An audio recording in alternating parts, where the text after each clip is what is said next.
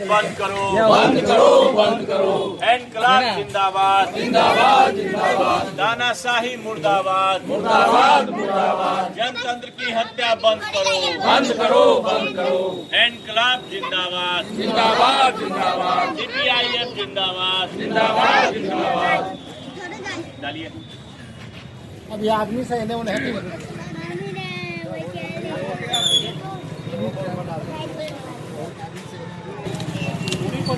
नहीं है सब करिए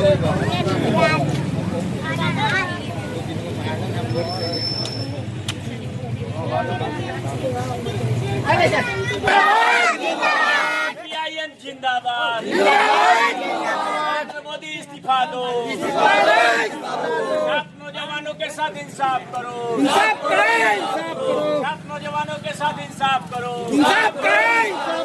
मोदी तेरी मनमानी नहीं चलेगी, नहीं चलेगी, नहीं चलेगी, हिटलर शाही नहीं चला तो मोदी शाही नहीं चलेगी, नहीं चलेगी, नहीं चलेगी, हिटलर शाही नहीं चला तो मोदी शाही नहीं चलेगा, नहीं चलेगा, नहीं चलेगा। इनकलाब जिंदाबाद, जिंदाबाद, जिंदाबाद। सब नौजवान किसान मजदूर एकता जिंदाबाद, जिंदाबाद, जिंदाबाद। इनकलाब जिंदाबाद, जिंदाबाद, जिंदाबाद। नरेंद्र मोदी इस्तीफा दो, इस्तीफा दो, इस्तीफा दो। नरेंद्र मोदी इस्तीफा दो, सोनम वांगचुक के साथ किए गए व्यवहार के लिए माफी मांगो, माफी मांगो, माफी मांगो। सोनम वांगचुक के साथ किए गए व्यवहार के लिए माफी मांगो, माफी मांगो, माफी। इस्तीफा दो, इस्तीफा दो। तानाशाही नहीं चलेगी, नहीं चलेगी, नहीं चलेगी। जनतंत्र का हत्या करना बंद करो, बंद करो, बंद करो। जनतंत्र का हत्या करना बंद करो, बंद करो, बंद करो। इनकलाब जिंदाबाद।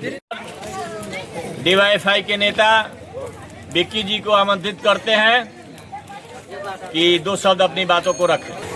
आदरणीय यहाँ उपस्थित सभी छात्र, नौजवान, गार्जियन, मुकेश यादव जी, सुंदर चौधरी जी, सभी को मैं क्रांतिकारी अभिनंदन करता हूँ।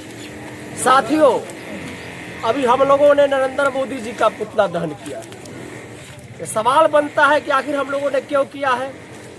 इसलिए किया है कि देश में जो आंदोलन का रास्ता अंग्रेजों ने भी बंद नहीं किया था, उसको इन्होंने बंद कर दिया। अमरण अनशन पर जब गांधी बैठते थे तो अंग्रेज भी आके समझौता करता था, लेकिन ये नरेंद्र मोदी समझौता नहीं कर रहा है।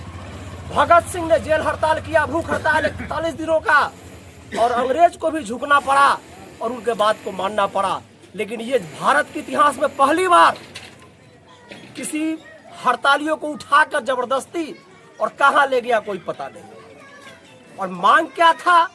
बस एक छोटा सा मांग।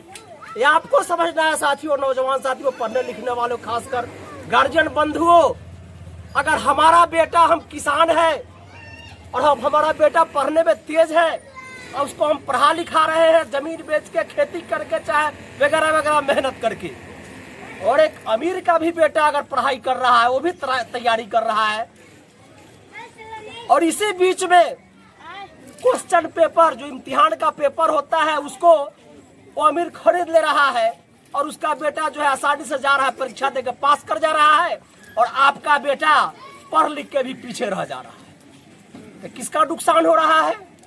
हम आम आवाम का नुकसान हो रहा है, 80% जनता का नुकसान हो रहा है। इस साजिश को समझिए। और एक यही नीट का पेपर नहीं, लगातार 2014 के बाद लगातार क्वेश्चन पेपर लीक हो रहा है। इसलिए पूरे देश के नौजवानों ने एक कॉकरोच जनता पार्टी बनी है कि जस्टिस ने कह दिया, जज ने, कि भारत की युवा कॉकरोच की तरह है।